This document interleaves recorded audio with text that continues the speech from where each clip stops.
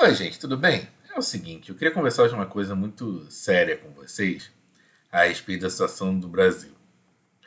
A gente tem vivido, durante esse período de eleições, um acirramento dessas diferenças políticas que a gente está vendo. Na verdade, as diferenças políticas a gente já tem visto já há muito tempo. O Brasil, desde 2013, o brasileiro acordou para a ideia de política, né? Ele sempre foi muito submisso e de repente ele acordou para isso e aí parece que ia tirar o atraso, os 500 anos de atraso aí, desde Cabral, o Pedro, né? Não o Sérgio.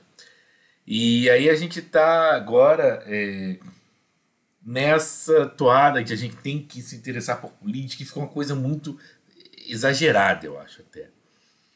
Não é nem exatamente exagerada, exagerada é uma ideia um pouco quantitativa, né? Como se fosse intensidade. Não é bem exatamente, o problema não é a intensidade, é a forma como a gente está lidando.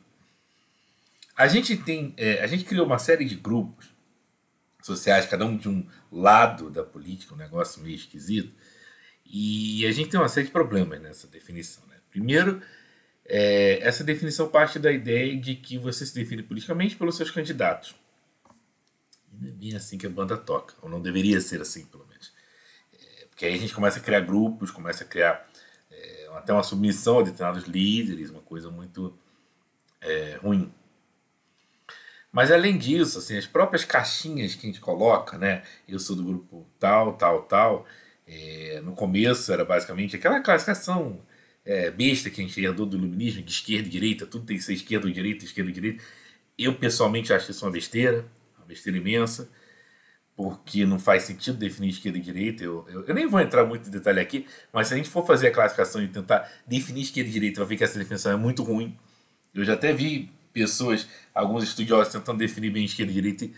E se você for ver, no fim das contas, minha opinião pessoal, até os melhores estudiosos do assunto acabam ou realmente concluindo, como eu concluí, que essa definição não faz o menor sentido, ou então enrolando muito na hora de definição de esquerda e direita. Não, a esquerda e direita é assim, é assado, é mais ou menos, é relativo, mas assim, definir mesmo não define.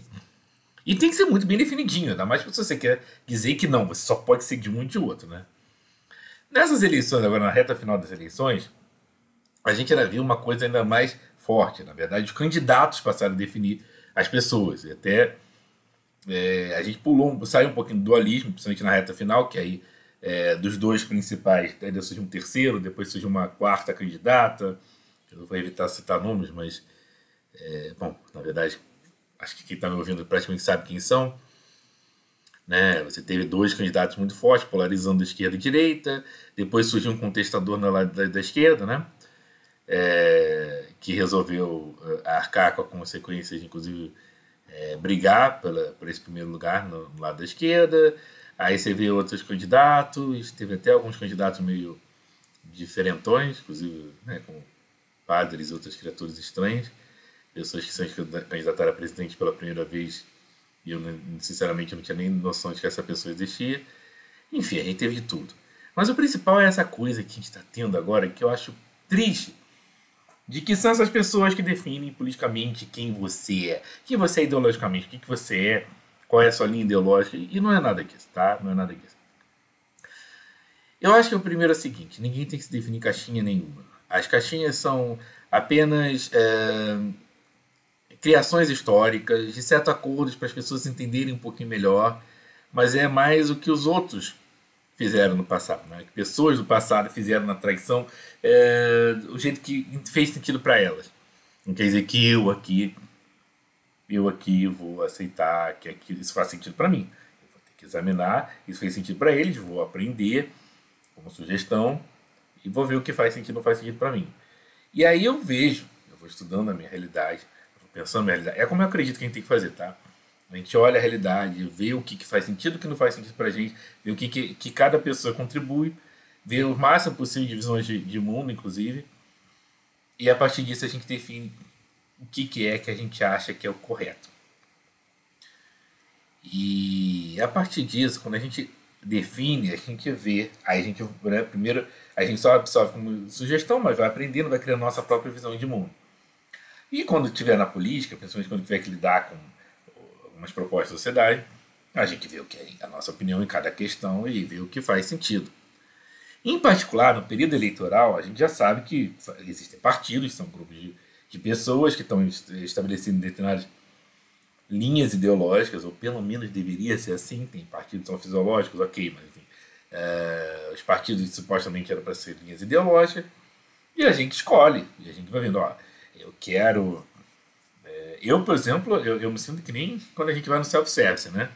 Self-service, você fala assim, quero um pouquinho desse arroz, um pouquinho desse feijão, um pouquinho dessa galinha, é meio assim, eu vou pegando um pouquinho de cada coisa. Eu não vou entrar em detalhes de quem eu vou votar, mas eu posso dizer que, olha, as últimas vezes que eu falei para algumas pessoas resultados de eleições passadas, todo mundo falou, gente, mas que maluquice, assim, tipo, você vota cada um. Eu falei, eu voto cada um, não tem, porque em certas áreas, assim, tipo, às vezes eu falo assim, não, nessa questão eu quero um candidato tal que faça tal questão. Nessa outra eu já gostei dessa outra linha. E de repente o cara está em outro partido. E às vezes são até teoricamente divergentes. Tudo bem. Mas assim, não só eles me definem, eu defino eles. Eu tenho a minha visão de mundo. A partir dessa visão de mundo eu vou vendo o que cada um define. E tudo bem. E tudo bem. A gente não precisa se definir pelo candidato. A gente tem que se definir por nós mesmos. E somos nós que definimos os nossos candidatos, não nossos candidatos que nos definem. Nem nossa linha ideológica. A história tem que ser de esquerda ou de direita, tem que ser... Vou falar os nomes aqui. Tem que ser bolsonarista, lulista, cirista... Não, não tem. Né? E agora surgiu... Teve gente que falou Simone Tebet, que é uma pessoa também que eu confesso que eu nem conhecia também. Mas se bem que nada igual aquele padre, que também apareceu assim, eu nunca tinha visto aquela pessoa antes na minha vida, não tenho a menor referência de quem aquela pessoa é na política e ela já quer se candidatar à presidência da República do Brasil inteiro. Aliás, não tem nada contra pessoalmente ele, só acho que realmente, enfim, normalmente as pessoas escalam certas etapas antes de, né? Você chegar assim, né? A última etapa de ser presidente da República de um país como o Brasil. Não sei nem se o cara já foi síndico, enfim. Mas o principal é essa questão ideológica, né, gente? A gente tem que olhar assim. A gente não tem que. E pior do que isso, a gente se define assim, cria grupos. E o brasileiro tem uma lógica de grupo que é lógica de time, assim. Se você é do mesmo grupo que eu, a gente tem que se defender em tudo. É quase militar, na verdade, engraçado. E quem é do outro time, de um time diferente, a gente tem que combater. Como fosse feudos, uma coisa meio militar, não sei muito bem. Na verdade, todo mundo chama de lógica de time. No time de futebol a gente fez isso. Embora eu, pessoalmente, eu não acho que isso faça sentido nem na política, nem no futebol, nem em lugar nenhum. Talvez no setor militar, que me ocorreu agora. E o principal de tudo isso, gente, quando a gente faz isso, não só a gente aumenta muito mais o conflito, a gente perde a nossa liberdade. Liberdade de pensamento, liberdade de dizer, olha, eu quero ter liberdade de concordar com esse candidato em, sei lá, 60%. Mas aqueles outros 40%, não. Aqueles outros 40% eu vou concordar 30% com outro candidato B. E aí os 10% sobra. Os 10% sobra foi o candidato C. Ou divido entre C, D, E, F. Que diferença faz? Quando é que você realmente dá problema na vida? Na hora da eleição. Aí na hora da eleição a gente tem que decidir com calma. Quem tem que seguir uma linha ideológica clara são eles, os políticos. Eles têm que fazer, porque eles têm que deixar claro para cada um de nós, e é isso o motivo, e é tão restrito a isso, relativo a isso. Eles têm que deixar claro para a gente o que eles pretendem fazer.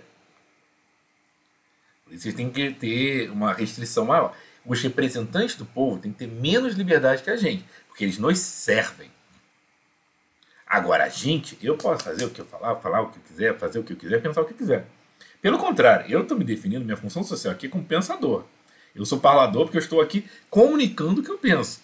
Mas como pensador, como alguém que vai sempre refletindo, questionando, pensando, criando conceitos novos na medida do possível e de cada vez da realidade, eu acho que eu tenho que ter a total liberdade de entrar e examinar todo tipo de pensamento existente. E cada um deles é material para eu pensar o que eu quero.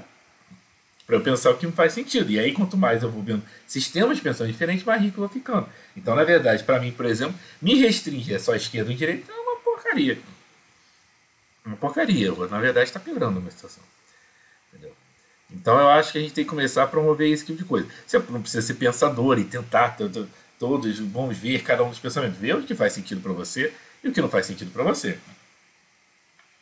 Se aquilo faz sentido, beleza, vai em frente. Se não faz sentido, não faz sentido, beleza. Mas não fica, se restringindo a ter, tenho que entrar na linha de pensamento e nem obrigue isso dos outros. Né? Hoje em dia você vê, você quer ser xingado nas redes sociais, em algumas piores que as outras. Acho que o Twitter é um dos piores deles, mas mesmo no Facebook, no Instagram, você quer ser xingado, você fala assim, não sou nem de esquerda nem de direita. Pronto. Se prepara porque você vai apanhar muito. Isso tem que acabar, gente. Tem que acabar. Tá, eu acho que politicamente não tem valor maior que a democracia e a liberdade. Eu, inclusive, escolhi meus lados políticos esse ano por causa desses meus valores.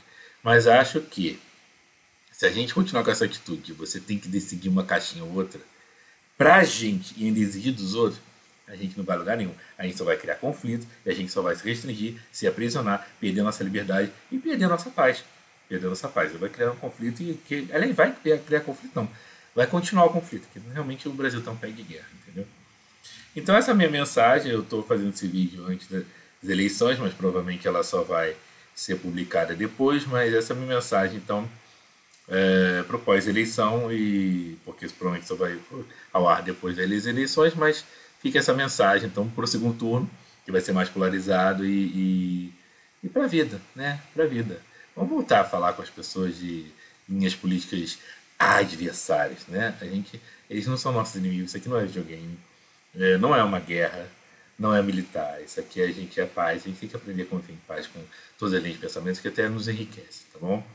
Gente, é isso, a minha mensagem, eu não sei nem se eu falei muito com o tempo, vou ver daqui a pouco quanto dura esse vídeo, mas eu espero que seja uma mensagem será importante, então valeu até ter demorado mais, tá bom? Obrigado por tudo e até a próxima.